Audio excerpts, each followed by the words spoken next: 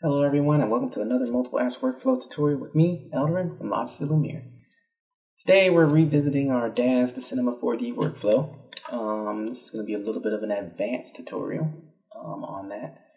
It's basically going to take some of the stuff that I taught you in the original, and then it's going to basically add some new knowledge that I've discovered over the last couple of months, a year or so, about actually getting the materials and the rig and everything really nicely in C4D. It's just going to give us a better base to work with on some of the next tutorials that we're going to be doing. Alright, so let's begin. We're going to go ahead and double click and open up our Genesis character here. I've recently reset my workspace, so we're going to go real quick over here to Window, Workspace, and Customize. And we're going to go ahead and set our mouse button modifier so that we can have a Maya-esque workflow. So Alt left mouse button for the orbit, Alt middle mouse button for the pan, and Alt right mouse button for the dollying. Okay, we're going to go apply that and we're going to accept that. I'm also working in the Hollywood Boulevard workspace, which I believe is the default workspace that Daz is installed with. Okay, so we're going to go to our shaping tab here, and we've got all our morphs. And I'm just going to create a basic female character here, because everybody loves a female character. We're just going to play around with a few of the morphs here, and just kind of sort of get, a basic character built out. Use our Maya keyboard shortcuts to kind of sort of pan around the viewport here. I'm going to go ahead and go into hair. I'm going to use the pure hair catwalk.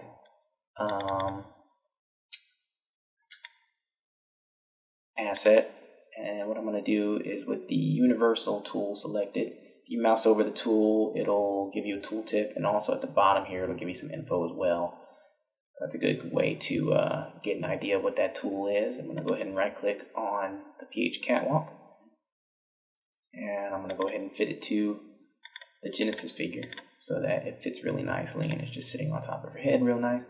So cool, we're good there. We're going to go into the materials for the PH catwalk, and I'm going to pick ebony here.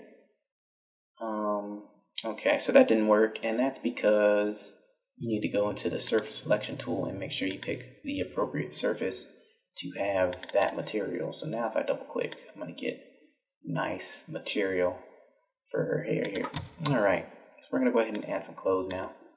I'm just going to go through here real quick. And we're going to go into clothing. And we're going to go ahead and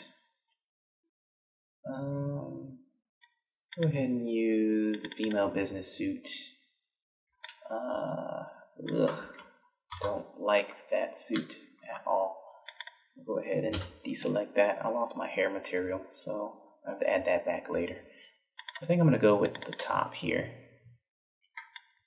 And right now it's kind of broken, so we're going to go into our universal tool here again, right click on the top.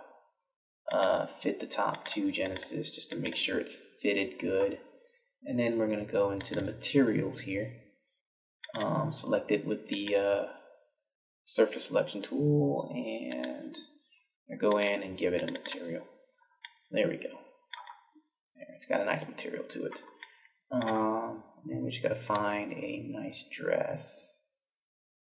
I guess we can go ahead and actually use a female business suit dress. We're going to go ahead and use the skirt. And it looks like it's already got a good material, so we're good to go. So I'm going to go ahead and rematerial the hair again. Go into catwalk here. Go into our materials folder and grab our hair. Pick that surface. Put the hair material on it. And there we go. Alright, so now let's go into our characters here. Let's go with Kiera, and let's go ahead and apply her body material. So we'll go ahead and select the body. We'll go ahead and apply. And that applied the pose, which is not what we want. We want the material. So go ahead and apply the skin here. And that should give us here a skin, and that should pretty much do it as far as building our character out. Let's go ahead and save this character. Alright, and let's go ahead and create a new folder here.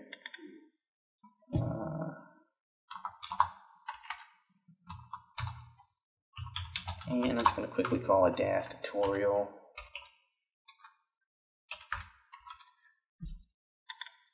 And I have this saved to my local drive. It's a local RAID drive.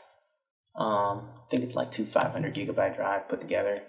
And because it's local, I don't have to deal with any network latency. And because it's a RAID, it's fast. So I highly recommend that you keep like a RAID drive, maybe two drives, 2 1 terabytes, 2 5 terabytes, 4 250s, whatever have you, and use that as your work drive.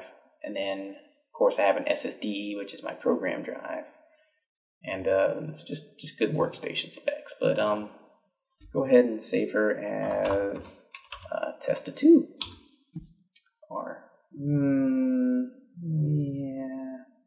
maybe we can call her Testa2. It's fine. You know, so this is going to be Testa, and this is going to be our second version of her.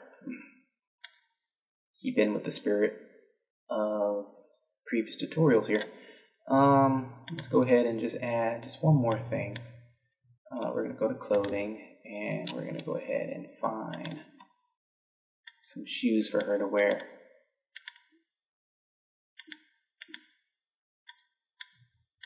All right. And that little error that came up was a duplicate IDs error.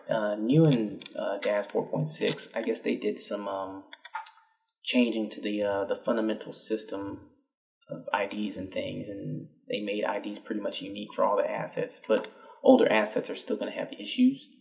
So that's fine. We can work around that error. Hopefully what happens is this model actually gives us an error that I seem to commonly run into with a few assets, and then I can show you how to fix that.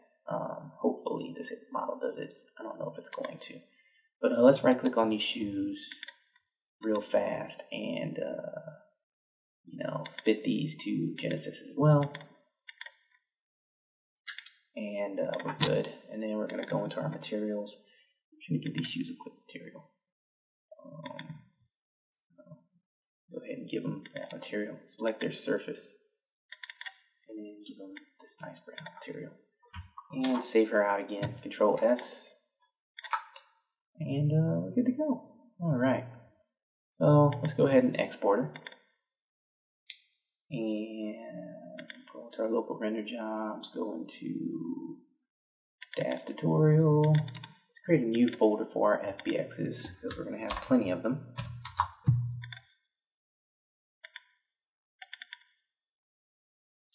And let's call this Testa2 FBX. Alright, we're going to save with the FBX 2010 format. 2011 and 2012 formats just give me issues.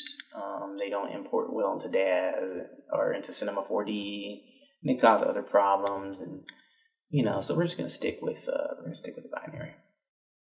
We're going to collect the textures to a folder. It's going to give us a folder that's going to have a bunch of textures in it, all related to basically making her look like this. The degraded skinning and scaling are de facto. They're going to, you can't get the upgraded skinning and scaling out of Daz, so we can leave that alone. And we can bring in the sub-D information, which is cool. We're also going to take our morphs, and if you look at my previous Daz tutorial, I did a little bit more detailed information on that, but I'm going to reiterate here. Head controls include all of the morphs that are related to facial animation. So we go here and go down in this list here.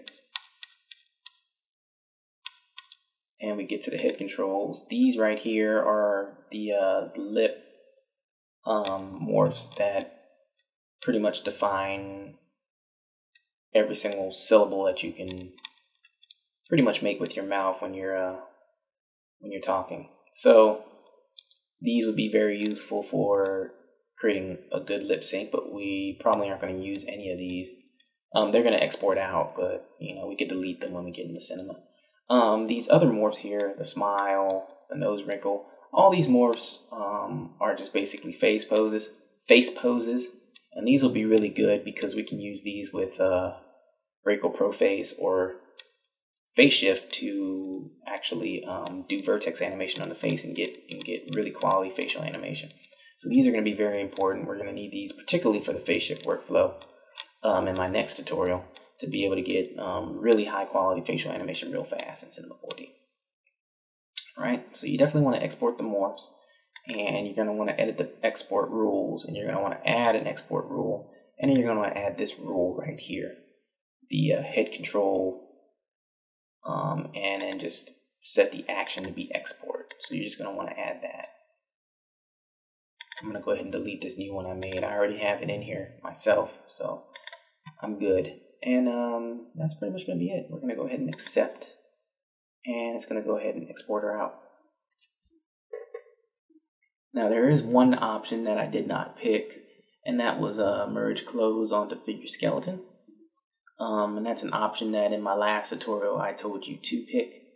And that's because what it does is it merges these bone systems on the actual clothes directly into the figure skeleton, and it prevents you from having to actually do it yourself. However, there are certain items in the Genesis or in the Daz library that break the export process, or they just do not merge onto the figure skeleton. So those items have to be done manually, and I figured out how to do that in Cinema with good speed. So we're gonna go ahead and do that when we get into Cinema. All right, so I'm gonna pause the video now and wait for this export to finish. And then when we come back, we'll be in Cinema. All right, so we got no errors, and we're here in Cinema. There is a situation in Daz where you may get an error where it might just crap out and it won't export.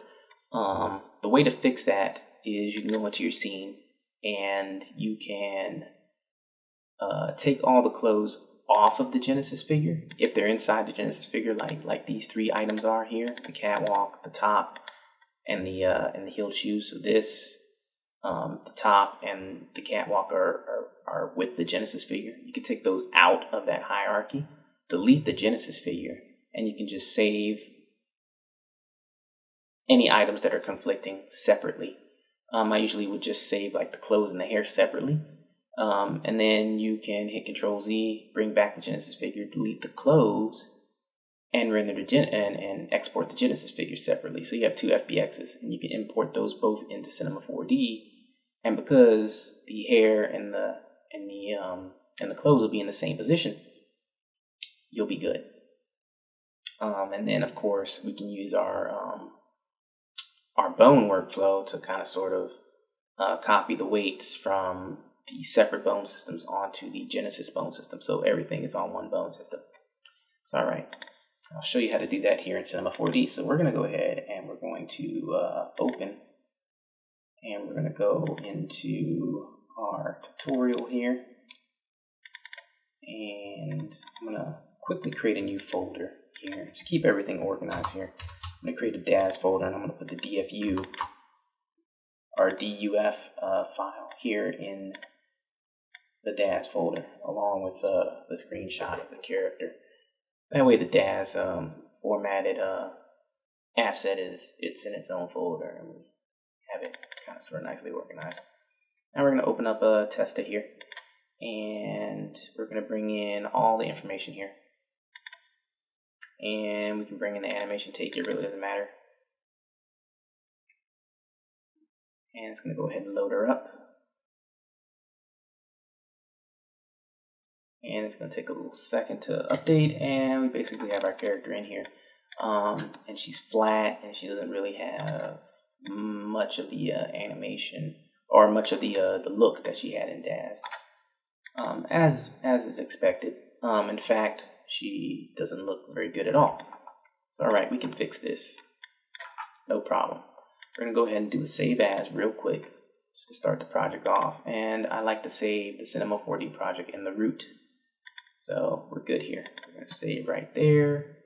We're gonna open up Windows Explorer. We're gonna go to our project. So Daz tutorial here, and we're gonna create a new folder, and we're gonna call it TX for texture. Cinema 4D likes its textures to be in a texture folder, the root where the project is. In the FBX folder, we have all the files that got sent to, that got collected to a folder, like we told Daz to send them. So we can go ahead and do a Control A, do a Control C, copy those, and do a Control V, and we can paste those here. All right. So now we have all our textures in the text folder. Now, here in R15 Cinema 4D, the newest release, we have a new texture manager here, which allows us to manage our textures. And right now what it's telling us is all of our textures are in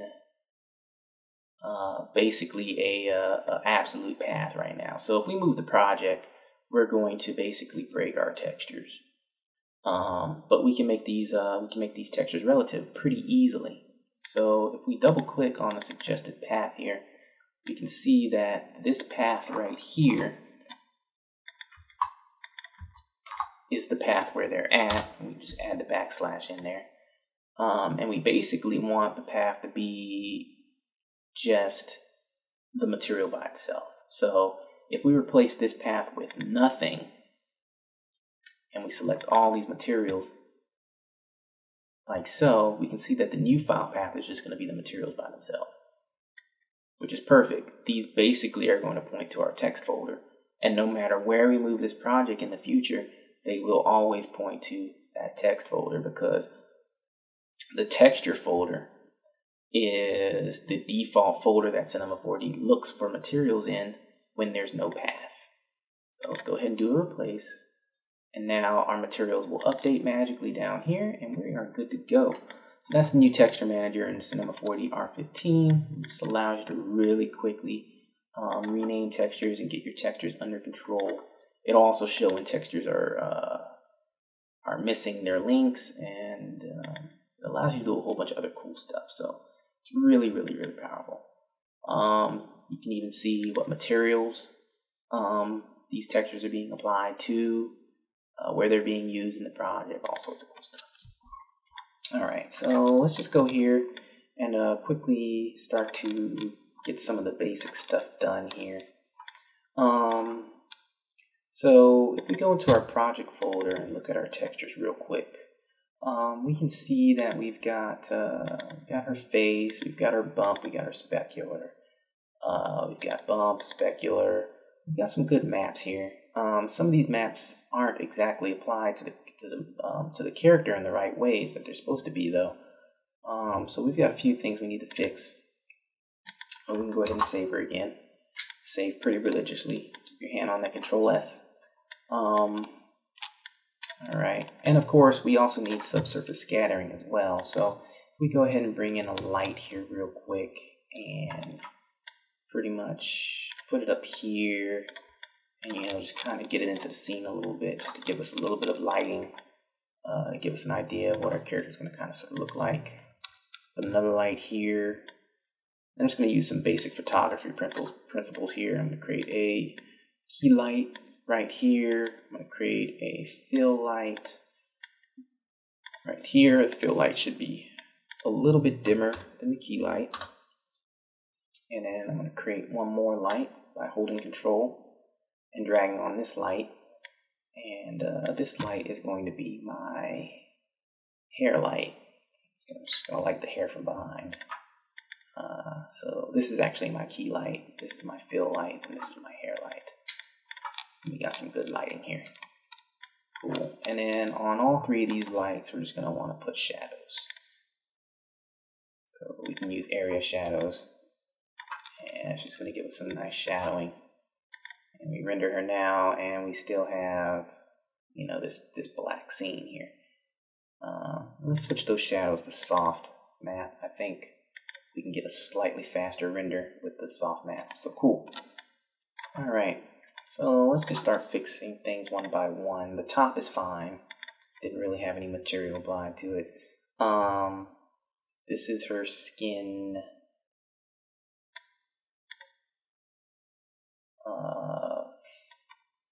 Face material? No, skin limbs. This is her limbs, her skin foot material. Okay.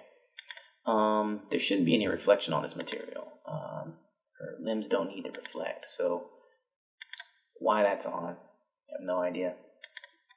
Let's see. Her bump map is good. I might want to just strengthen him a little bit.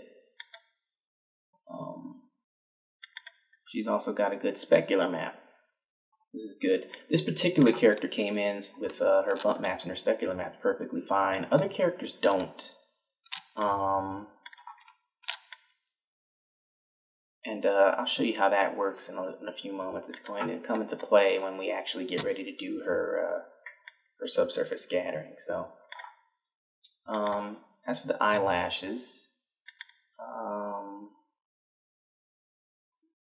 everything's good here except for the transparency. I found transparency doesn't really work too well for the eyelashes in Cinema 4D here, or at least the way Daz brings it in anyway. I prefer to use the alpha channel. So with the alpha channel selected, we can come in and we can grab this black and white image, which is going to allow us to basically cut out the eyelashes with the alpha channel. And now, you know, we get these beautiful eyelashes going here, which look great. Also, because we got rid of that reflective channel, our limbs are actually starting to show up now, so that's good. So we just have to make the torso not reflective anymore. Let's check our bump. Our bump looks okay. We might want to just pump that up a little bit.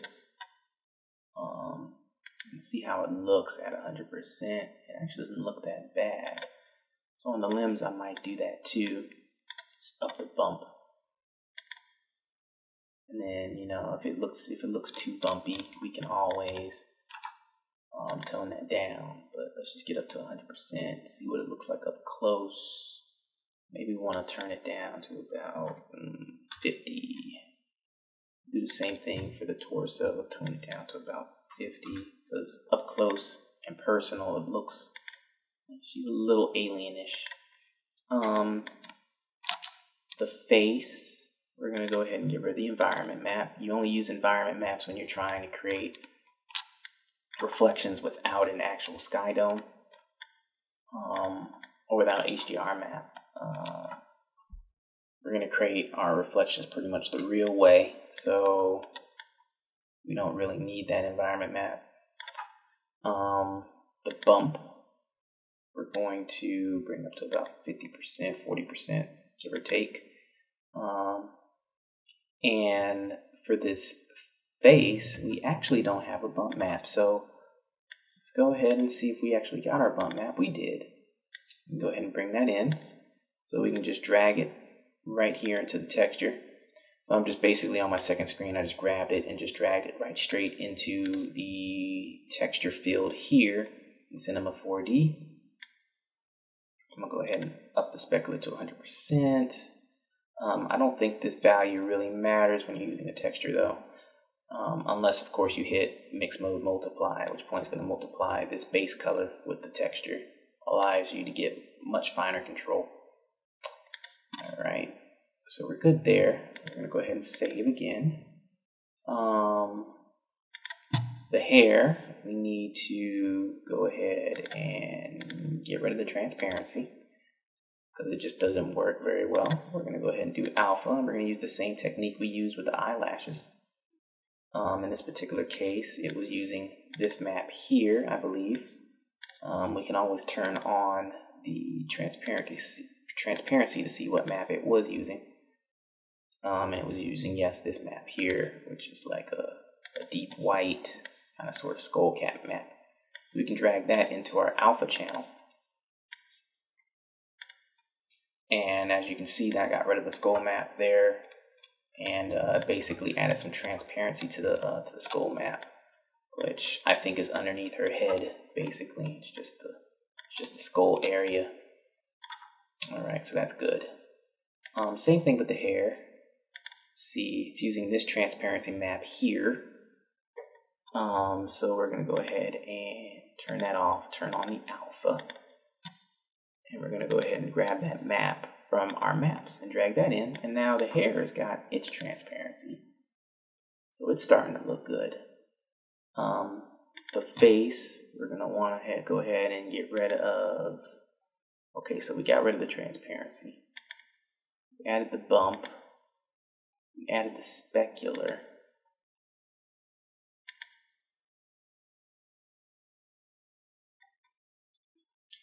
It might be the lip. The lip has the environment map still applied to it. Probably up its bump to about 55.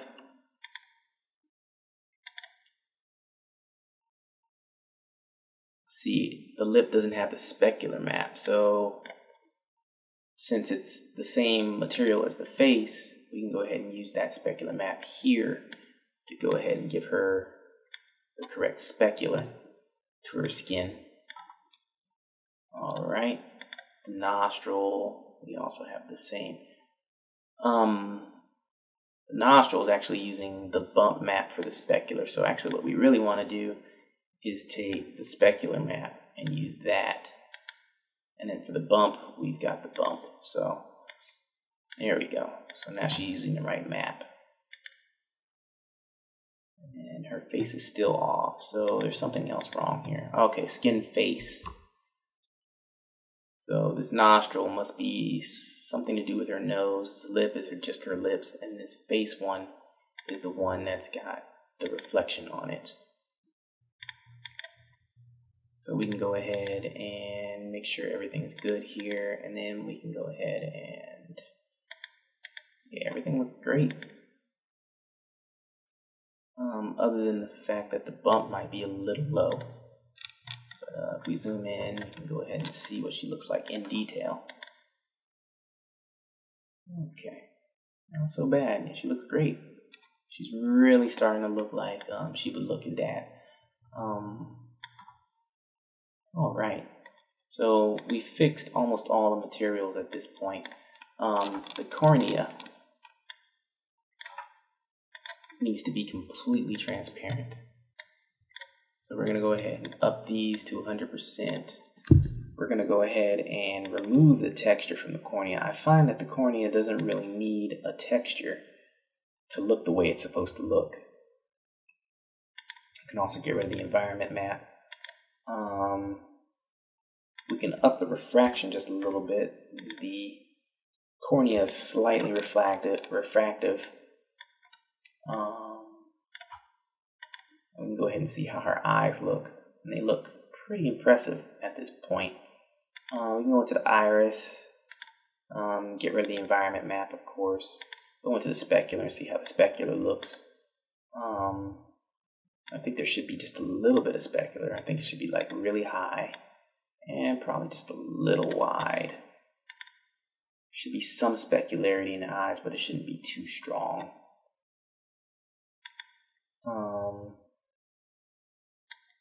Same thing goes for the pupil. Actually, it's the pupil that should have this really skinny specular. The iris,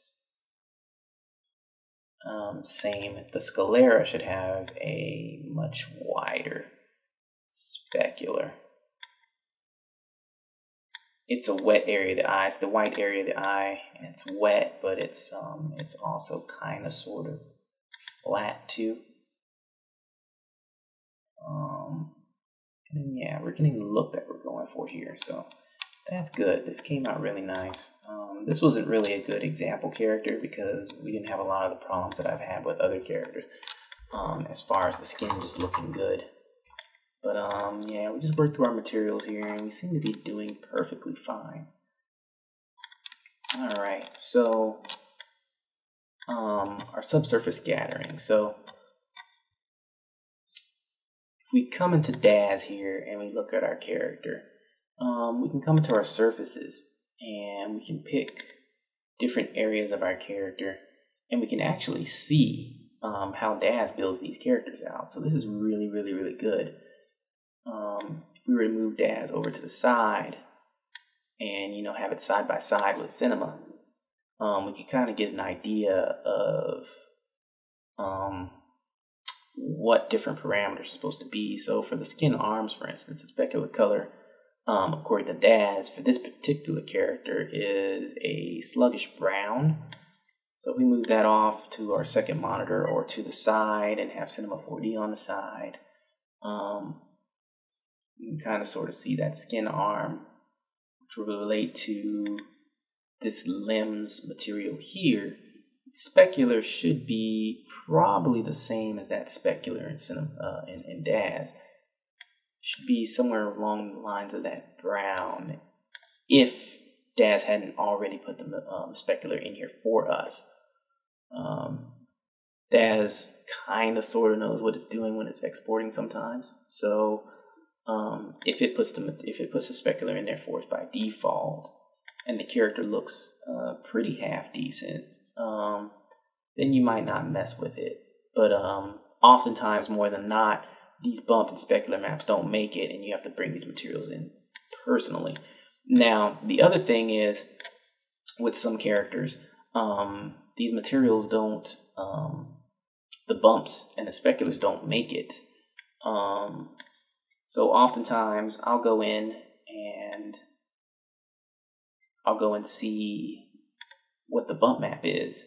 And then if you click here and you go to browse, it'll actually take you directly to where that material is. And then you can just pull out your maps that you need. So if you're missing some maps here, you could just pull them right out. So I'm going to put these side by side here and I can look through and I can see, I'm missing my bump map. I can bring my bump map in and I can apply that in Cinema 4D.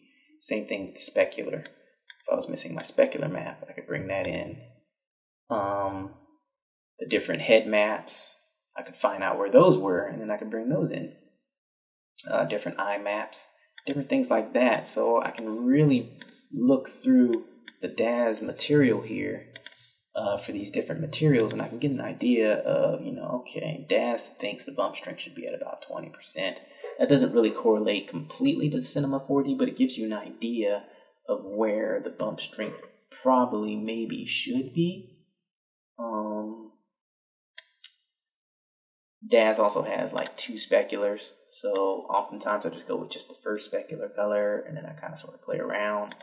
I'm not exactly sure how it calculates its specular per se, because there's 2 different speculars. So but this gives you a really good idea. It especially gives you a good idea of what materials were used. And then of course we come down here.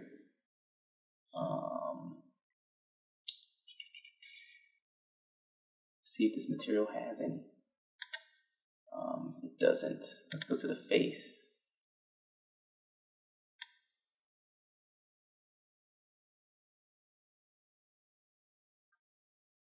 So yeah, it doesn't look like this particular character has any sort of subsurface scattering or luminosity to it. I'm not seeing any sort of settings at all for that. So this is actually interesting. This was like a really bad character to pick for this tutorial. Because she really doesn't have any sort of luminosity to her. If we had to pick the skin, like say Stephanie's, I know Stephanie 5 and Victoria 5 both have luminosity. Let's see about this tongue.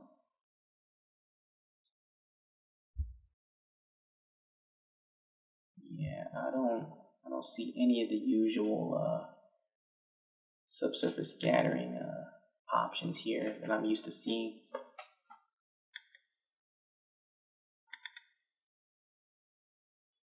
Alright, so let's go to our content library real quick.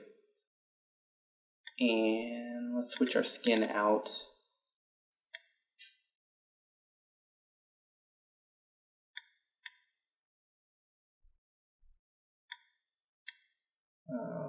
So we're going to go to characters.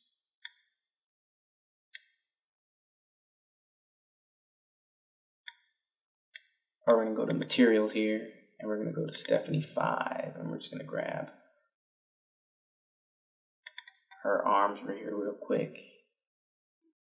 And then we're going to go ahead and apply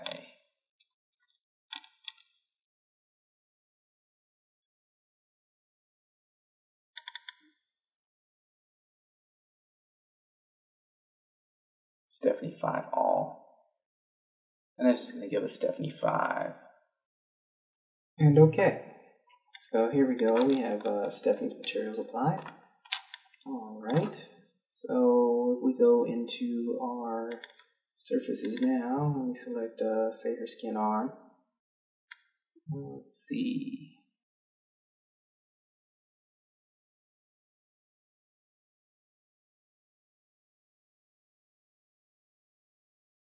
We now have a subsurface color. So now we have a subsurface map and we have a subsurface color. The subsurface map here, we can go ahead and browse. And so this is where Stephanie's materials are located. And, you know, there's her SS right there for her face. And she's got a SS material for her translucency and a subsurface scattering material for her torso, and so forth and so on. So certain characters here in Daz will have translucency and subsurface scattering.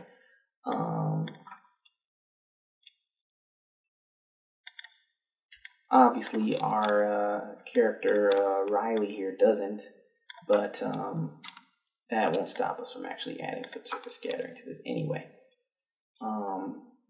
What I'm going to do is I'm going to take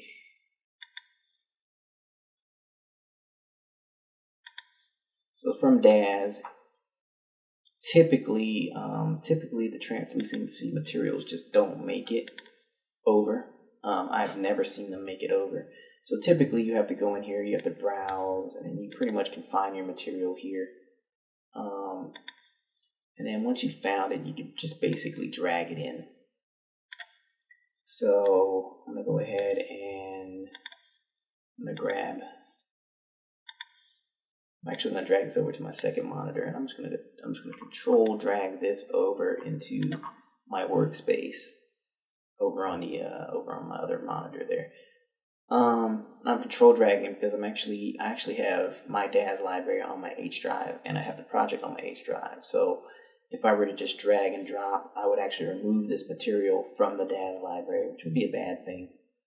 It wouldn't be able to find material in the future, and then Daz wouldn't be able to export my material successfully. Not that it does anyway, but it's neither here nor there. Alright, so just to show you, we basically have this Michelle SSS material in here. It's a subsurface scattering material. And we can use that in Cinema 4D to basically get the subsurface scattering to look pretty much almost exactly the same way it looks here in Daz. Alright, so here we go. So if this character had subsurface scattering, and she was using Daz subsurface scattering, then here in the material face, what we would want to do is we would want to create a luminance channel, and our texture, we want to do effects, subsurface scattering. That's going to give us our subsurface scattering. And we went over this a little bit before in my previous tutorials, but this is going to be a little bit more advanced, and it's going to give us a really thorough, really good looking subsurface scattering here. Now, to actually see subsurface scattering, the best thing to do would be to, take our hair light here real quick. So we call that one hair. This is our key light, so we call it key. And this one's our fill light, so we call it fill. Now we know what lights we're dealing with here. We're just basically going to take our hair and our fill, turn those off, and turn off their visibility here in the viewport so we can't see them. We're going to take our key light here. We're going to bring it a little bit closer to her face. We're going to bring it to the side here. And we're going to up its intensity to about 200%. This is basically going to create a bright light that's going to shine off the side of her face. This is going to allow us to really see our subsurface scattering here. Okay? And if we go ahead and render this now, and now that she's got subsurface scattering, you can see what subsurface scattering does is it causes the light from the light source to shine through the object, penetrate it, move around, and then exit out the object. Because subsurface scattering basically simulates the concept of the idea that photons in the world, basically, they come from our biggest key light in the universe, in our current universe, our solar system, the sun. They hit the earth, they scatter around, they bounce off of different objects at different wavelengths, because different objects bounce light at different wavelengths. And then our eyes absorb these photons, and they're photon-sensitive organs, and they allow us to see colors and information. Now, photons can bounce inside of objects that are semi-hollow or semi-fluid, like the human body, or like wax, or like other different things that are basically, semi-translucent. So this shader simulates that concept. It causes the light to bounce and go through our model. Right now, the effect is too strong. And also, in subsurface scattering, we can also, of course, apply a shader so that when the subsurface scattering goes through the object, it goes through based on a color map. So basically, this subsurface scattering map is going to create a sort of red-pink intensity, and the light is going to go through her face, and in areas of her face, like around the nose and the lips and stuff like that, it's going to be a pinker light, a redder light, and on the outskirts of her face, it's going to be more of a pink light. It's going to simulate the blood vessels, basically. So we can go ahead and drag that map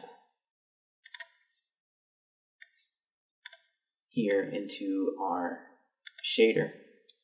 And now our subsurface scattering, if we go ahead and render it, is going to give us that look, which is great.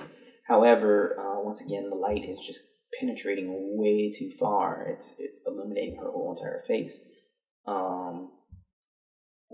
In typical human body, if you look at somebody in a silhouette and you have an intense light like that behind, you would expect that the skull and certain different bones and things with a higher density, they would block some of this light. So we can simulate that here by bringing down our path length. Our path length here controls this global parameter here controls how far the light penetrates the object before it goes through. Daz characters exported by default from Daz export out with the centimeters, which is Cinema 4D's default parameter. And they typically export with like real world heights and settings. I think this character is pretty much about like 5'8", give or take. And then that being the case, I believe the measurement of the head is about a good 10 to 14 centimeters. You can use Cinema 4D's measuring tool to basically kind of sort of measure that out in one of the viewports here. So we can come here to the front and we can come here and we can do a measure and construction. And we can go ahead and create a measure real quick.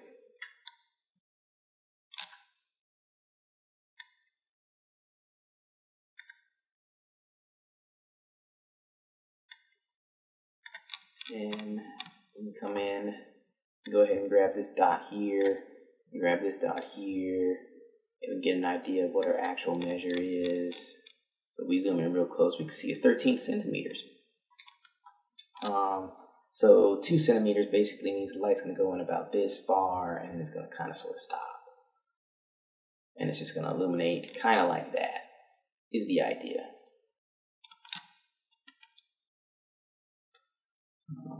And of course we can delete this measure, we don't need it anymore. So let's go ahead and render and see what that does. Alright, so the light went in a lot less far, and then it goes through, but it's still really illuminating her a lot. So there's a few other things we can do to kind of sort of clean that up. We can lower our path length some more, but the lower you lower this, the more intense the rendering is going to be overall. So it's gonna increase render time the lower you lower this. It's also going to cause some issues because it's going to cause a problem with the actual clarity of the subsurface gathering, and that you can control here in your smoothing. So actually you can use fast evaluation to kind of sort of render faster. You can increase the sample density, which is going to increase the samples and basically render better, or you can bring this down to reduce your render times. If you render now, let's bring this really far down. And let's zoom in real close on her. Let's see what we can get here. Compared to, say, 100.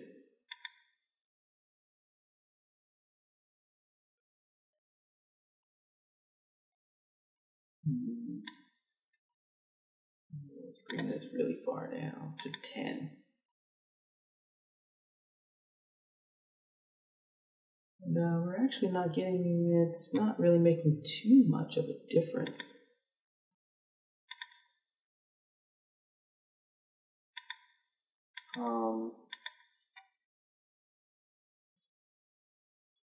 It looks like, so that's kind of good. So we can just bring this down low, but there's a grayscale gorilla tutorial on this, and he goes into way more detail about subsurface gathering. And basically, if you get this sample density really low, you know, you'll start to see artifacts in it. And you can kind of sort of smooth those artifacts out by increasing the smoothing, so you can get a faster render time while at the same time reducing the sample density. And you can basically keep the look of the character without having to really worry about, you know,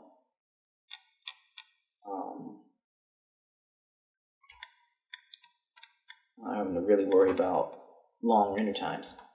So you can do a trade-off there. And then the rest of these options we really won't worry about too much. But yeah, those are pretty much your parameters. So what I do with most of my characters, just to get this to look a little less unrealistic, oftentimes I will also reduce the strength of the subsurface scattering as well, and then that way I can get, you know, this dark look. You know, I can get some of that skeleton in there, some of that subsurface scattering to kind of sort of go away. So it looks like there's something in there. It looks like there's something inside of her. It doesn't look like, you know, she's just hollow inside. Because, I mean, really, there isn't really no bones in there. You don't really want to simulate a real skeleton in there because, you know, then you have that extra rendering time. So by reducing the strength and, you know, reducing the path length, you pretty much can get the look that you're going for.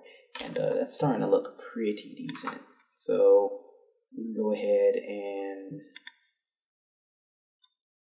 pretty much bring back all our lights. So we're going to go ahead and turn those lights back on and reactivate them. We're going to take our key light back down to about 100% reduced brightness. And we're also going to go ahead and bring it back out. And then we're going to go ahead and render now. And, you know, now she's got that illumination to her skin. It's giving her a much richer look, a much more luminant look, making her look more alive, making it look like the light's really going inside of her. And you can compare it to this skin down here. It's much, much more rich.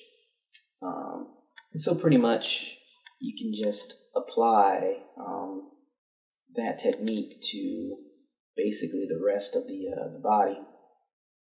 For a character like this, that doesn't have subsurface scattering maps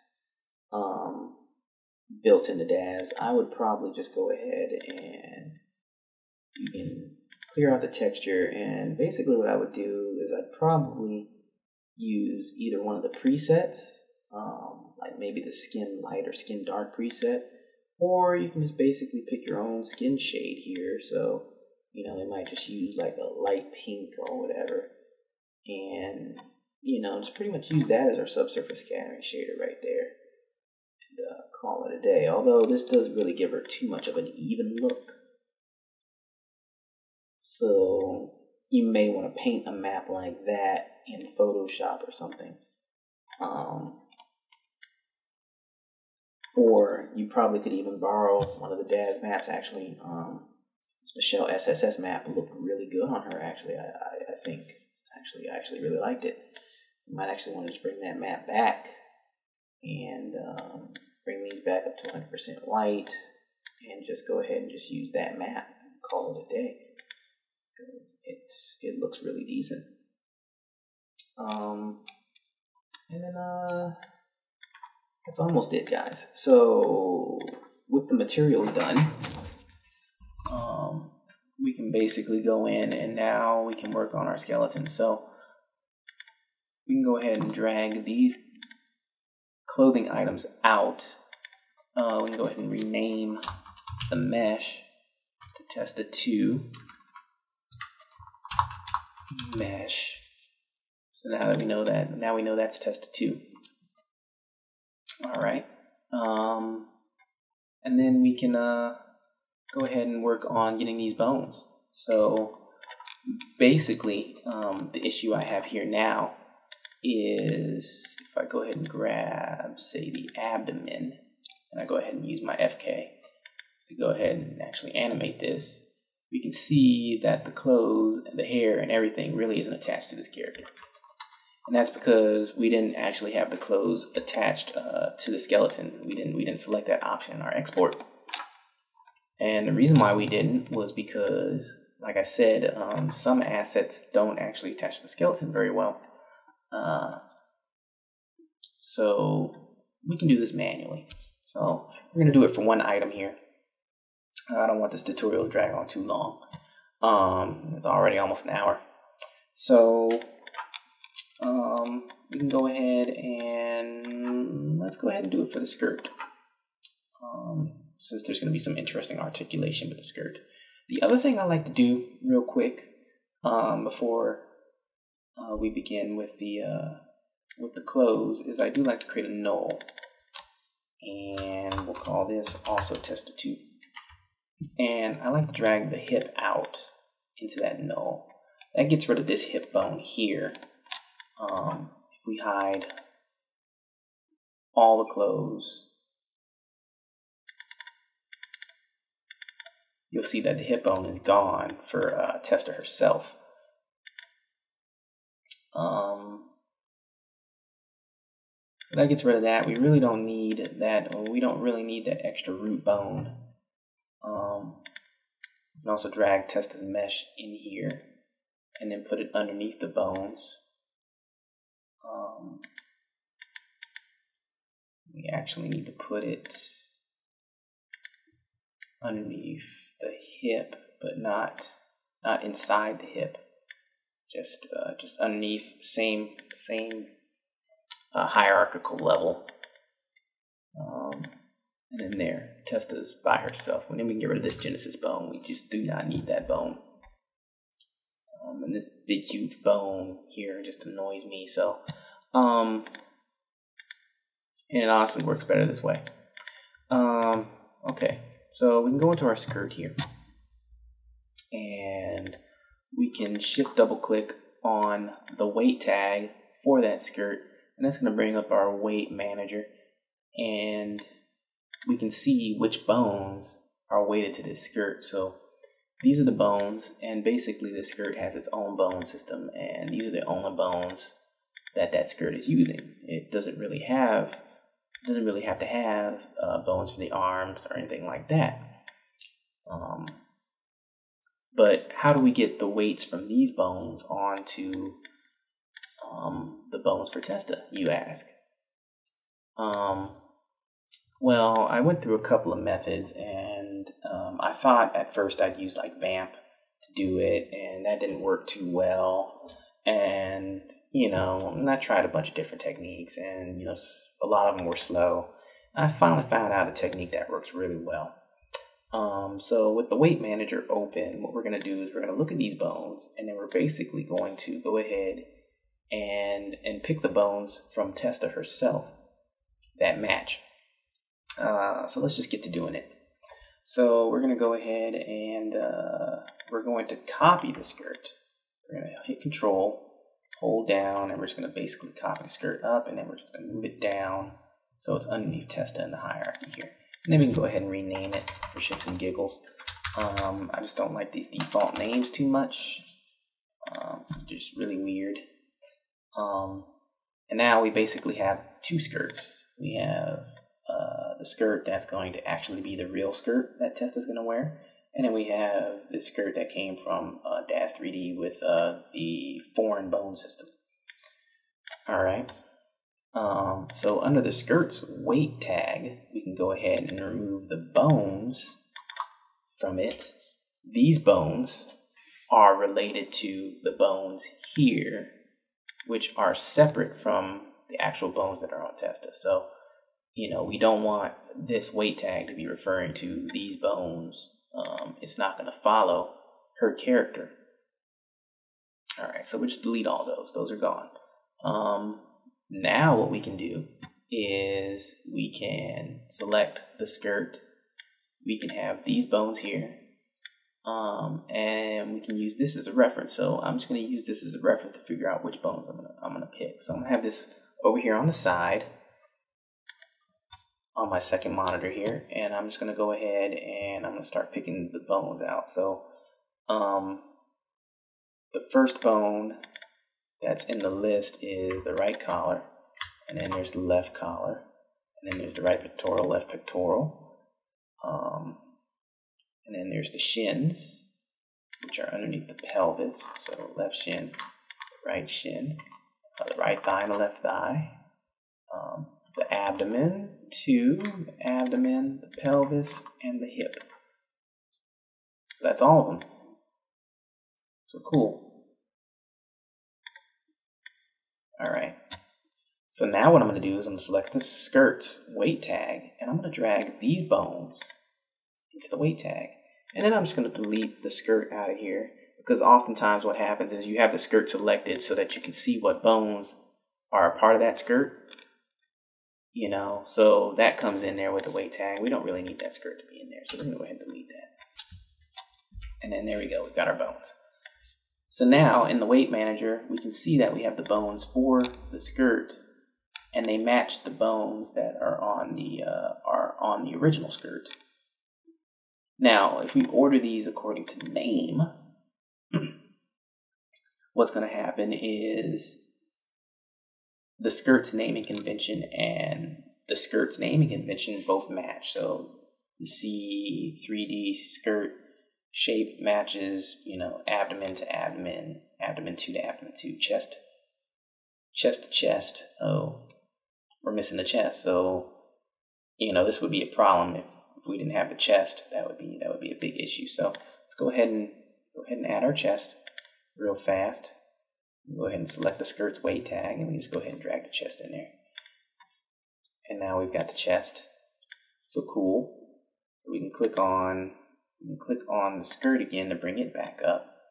Now, abdomen to abdomen, chest, hip to hip, collar to collar, pectoral to pectoral, shin to shin, thigh to thigh, pelvis to pelvis, so forth and so on. And then once we're absolutely sure that we've got these right, we can go ahead and select all the bones in the skirt, and we can go ahead and copy the weights from the skirt.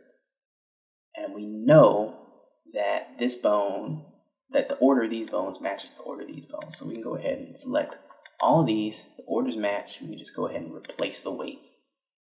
And now this skirt has the exact same weights as this skirt, but the difference is the bones for this skirt here are the bones that are attached to the same bones that manage her body, that manage her mesh. So now, what we're going to do real quick is Cinema 4D tends to have a problem after you've reweighted like that. Cinema 4D might take a while to update. So if you just wanted to refresh, because if you start animating and you don't do this refresh by hitting the A key, you may notice that the skirt's not going to react right. Like it might not be weighted correctly, and you'll think that you made a mistake when in fact Cinema 4D just hasn't updated the engine yet to show the correct weights. After you hit A, if you still have weighting issues, then yeah, you may have missed a bone, like I did, where I missed the chest.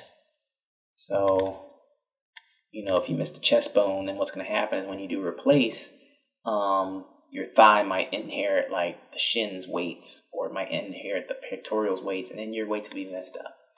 But let's go ahead and test this. So we can go ahead and go to our left thigh, and we can go ahead and move that, and it looks like the weights are right.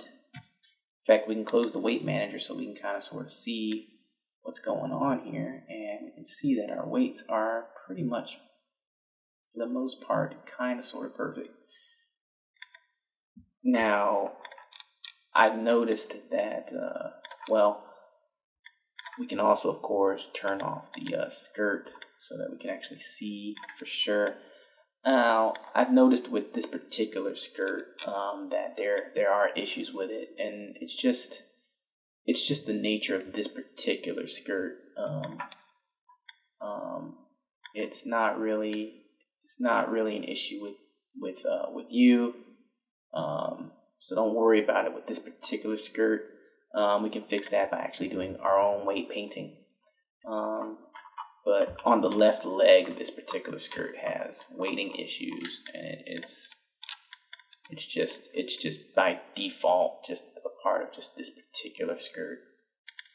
But if we do the right side, we can see that the right side is weighted perfectly. We have really good weights on that side. You can also go ahead and turn up the right side, and then we can turn down the right shin, and we can see how, you can see how the weights kind of sort of affect that as well. We can also shift double click and then open up the weights manager, and we can kind of sort of see, as far as this skirt is concerned,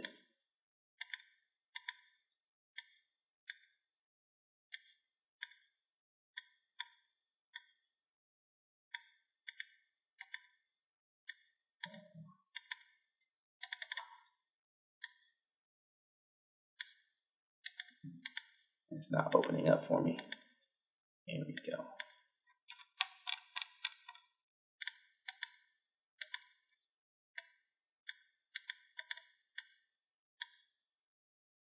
Oh, okay, because I was on test and mesh this whole time. Right, we're supposed to be on the skirt. Okay, so we can see, we can get an idea.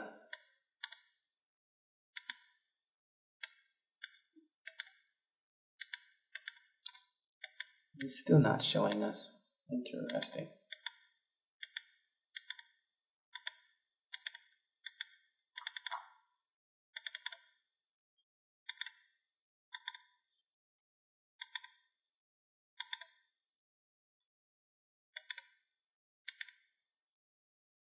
It should be showing us a black view, just like it's showing us with the hips, and sometimes it acts funny. But it should be showing us a view like this, where we can actually see where our weights are on our object.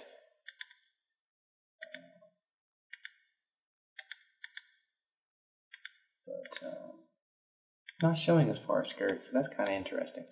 But after testing out your weights for your skirt, you can go ahead and delete the old skirt, get it out of the scene. And, oh, okay. I think it's because the skirt was hidden by the other skirt. Alright, so yeah, now we can see. Okay, so now we can tell where our different weights are. So we can see our left thigh is weighted there. Our right thigh is weighted there. The pectoral is weighted wherever. There's almost really no reason to have the pecs really weighted, but you know, just for that bone system, it said that the pecs were there, so we had to kind of sort of weight those. But same thing, it also called for the collars too. But if you see that those bones really aren't weighted at all, you can kind of sort of delete them at this point now and kind of sort of clean up the bone chain.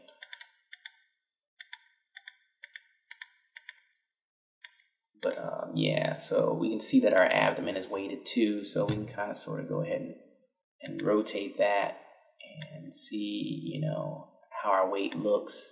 We can close our weights manager so we can see it, you know, in full detail here. And we can see how it scrunches up and how it actually animates. And it's looking pretty good.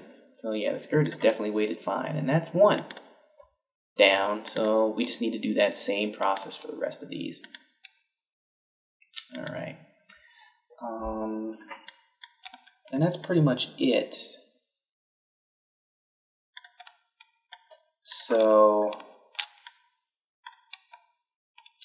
over the next 10 or so minutes, I'm going to go ahead and actually do that process. And I'm pretty much going to prep for the next tutorial.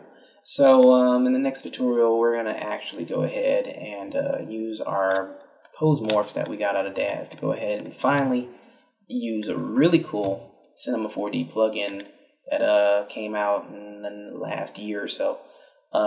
Phase shift for C4D, and this will actually allow us to take our phase shift recorded animation and create a beautiful facial capture directly here in Cinema 4D.